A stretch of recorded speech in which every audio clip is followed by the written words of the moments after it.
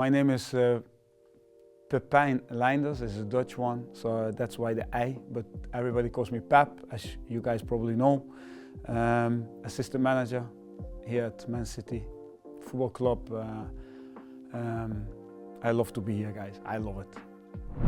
During your time at Porto Academy, when you became champions with a game left, you changed your team to include younger players and you drew 1-1.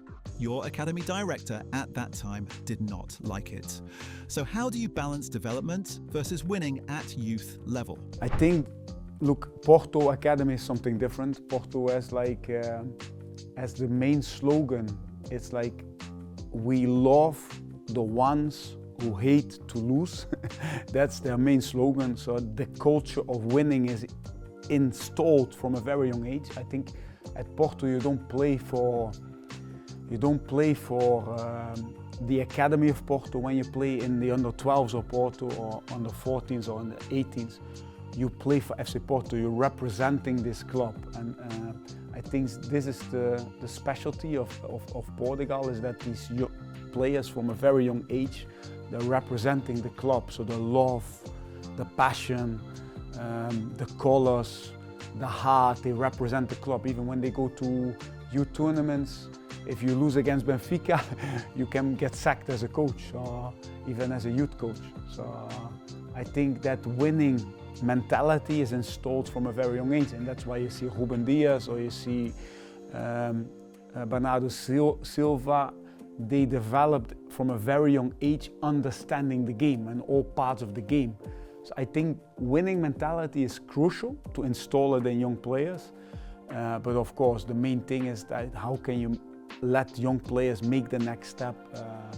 But I don't see winning separate from a good youth development, in my opinion. Is there a key moment or story that shaped your philosophy, or is it something that is constantly evolving since you coached in different countries? I was lucky, guys, that I grew up in the country of Johan Cruyff.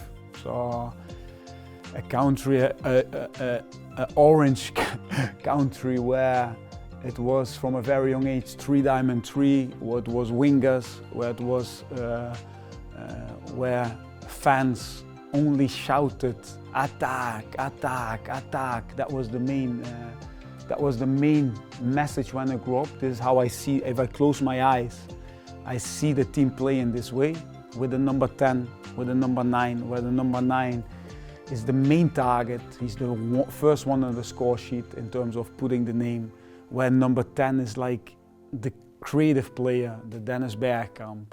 I'd say that the striker is the Marco van Basten, this kind. And where you play with wingers. So I believe very strongly in that this way of play, especially 3-diamond-3 with wingers, with a striker, with number 10, with everybody. Everybody is responsible to defend, and everybody is responsible to create an extra player higher up the pitch. So even a fullback is responsible to create. Even a centre half has to step into midfield. I think this develops a lot the way you want to coach the game. But of course, I was 24 years old when I went to FC Porto, and I just explained FC Porto. It's a winning culture. It's like everything is down to winning the next football match, even in the academy. And so that shape. So I would say Cruyff is the main guy. Then it's Will Curver, and everybody know Curver, like the methodology of. And even now, when everybody speaks about how the game evolves, the basic of being able to keep the ball under pressure. So when somebody pressures, to keep the ball and create a better situation, you by yourself, and the capacity and the capability to outplay your direct opponent, especially because more teams man mark now at the moment. So these two, keep the ball on the highest pressure to create a better situation and to outplay, that's Curver. So that shaped my way of thinking as well, that drilling of attack, these two aspects. And then, so you have Cruyff, Curver, and then you have, when I became older, when pressing became more important, when I became more senior coach, then became Saki. being able to link everything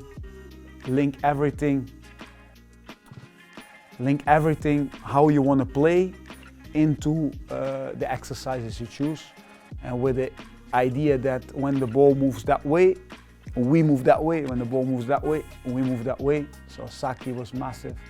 And then the last one I have to mention, because I mentioned only the big names now, of course, but you learn from everyone, is that I was lucky to work with Vitor Fraat, tactical periodization at Porto. He took me to Porto. So I worked 7 years there, and the way how he develops a microcycle, how he sees the game, how he build a training methodology, what was relevant 20 years ago, was relevant 10 years ago, was relevant because you implement your ideas as a coach and you want to create an identity in your team. And every minute of each exercise is based on that. So I love him, I still love him. And then the two guys who I worked really close with, Jürgen, my brother, my father, the guy who took me under his wing and gave me the freedom to develop as a coach. And together we created something special, I think, at Liverpool Football Club. And of course Guardiola now, who made the call and put me in as his assistant. So I think I'm blessed that I've been working with the two, in my opinion, the two best coaches of the last 20 years. How have data and technology changed the way you present ideas? When I was at Porto, it was at the time when Pep played with the Barca team, with Messi, Iniesta, with Xavi, with Busquets, with all these guys, Pedro's, and I start realizing that if you work in an academy as a youth coach, you always are fighting against the scouting department, basically, because the scouting department is one of the best ones at Porto. They are looking always for the best players all over the world, and all the best players, what they have in common is an attacking drive, an attacking efficiency to be able to create from each position we are looking at more chances and better chances. So they are able to outplay because they were always the best player in the team. So they got the ball and they had to create, and they create again and again and again and again. And with this create again and again and this success again and again, they developed a style of play like Luis Diaz, for example, or say here Jeremy Doku. They develop a style to be really creative. So if this player comes to the first team and you have this under 23 player who comes to the first team, it's really hard for this under 23 player to compete with this player because this player is better. So I started to make a study about, okay, how often takes a young player in the Academy of Porto initiative to attack, so initiative to break the line, so put the ball between the lines, or put the ball behind the last line, or put the ball to the winger, or the winger who create. And I start counting how often they were successful, how often they tried, so the initiative, and how often they were successful. And I compare that with the team of Guardiola, the team of Klopp at Dortmund at the time, the team of Atletico, and the Porto first team. So over 2 years, after each weekend, I show my best players, so Ruben Neves, all these guys at João Felix, all these guys of Porto Academy. Like, okay, Busquets, he takes 20 times initiative to break the line, and he was successful 18 times. You in a youth game take 9 times initiative and have 6 times. So if you want to compete for the highest one, you need one to attack more and second to attack better. So like this I created data, what was really specific to how I think, what was essential for a young player to develop. And that's how my coaching changed and the way I present ideas, because it was always about how can we bring the ball between the lines, initiative, with success or without success. How can we bring the ball behind the line with success or without? How can we bring the ball to the outside, to the winger, to attack? Only the passes count to attack. And with this I created data, what was for me essential because I could see if the young player was developing or not, because if match day number 5, he had 15 initiatives, and match day number 20, he had 30 initiatives. I did that with Liverpool as well, with Trent Alexander-Arnold, all these guys. So it was a top way to, I like to see data in that way. Create myself with a game idea and then develop it. Took a lot of time. Every game, watching 3 games a weekend, like the big games, and Porto first team, and our young players and my own team. But in the end, you could show, like, you need, if you want to reach first team of Porto, if you want to compete with Danilo or Alexandro or Hulk or Falcao or Bellucci or Moutinho's, or if you want to compete with them, you need to attack more, because it's very easy in the academy to attack less and win football matches. In the end, if you want to compete with the scouting department, you need to attack more, because here are the best players. You need to attack more, and that's what I always try to stimulate our guys. Any advice that you want to give grassroots coaches who want to bring Man City standards to their team? Give the players emotion. Let them feel the beauty of the game each day, because football can teach so many things.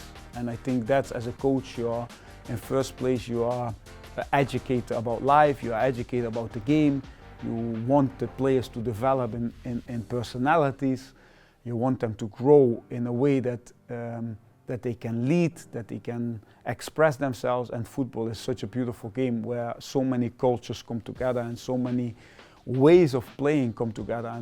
And standards means how you treat each other, and a team, there's not a better way to develop these things, because it's a team sport. Players need to work with each other, and you are the leader of that. So if there's problems in your team, you have to change. Not the players, you have to change. Be the example, because the power of the example is leading in this way. If you want your team to be disciplined, be disciplined. If you want a team to attack, stimulate attack. If you want a team to press, press. If you want them to be good with each other, be good with them. Be good with your assistant, all these things. Standards is not only on the pitch, it's especially what happens before the session, after the session. And yeah, the game is too nice and too beautiful to listen to the noise of the outside, because you can teach so many things. Yeah. If you were a grassroots coach looking to progress, what would you focus on? I think what makes you different than all the other coaches? What's the style you want to see from your team? Because you can play the game in so many different ways, but what makes you different, unique from all the other ones? Is it you want to be a pressing coach? Do you want to be a very solid defensive coach? Do you want to be a coach who has played with wingers? I think if you want to progress into an academy, so I presume there's an academy of high standards, focus on first, who do you want to be as a coach? And that idea, make sure that each minute of each training session is related to that idea. So imagine your idea is counter-pressing, like you lose the ball, you want to get it back in 5 seconds. Then even if you do a passing drill, even if you do a rondo, even if you do a possession, that aspect should be the main target to train, and all the rest will come with that. So that's what I like about tactical periodization, is that everything you do is led by the way you want to play. What do you want to see from your players? And again, the simplest ideas are the best ones, because the players have to feel free. They have to play free. That's why I like old school. The old school coaches, they had a few good ideas, but it makes it easier for the player to express himself all the time.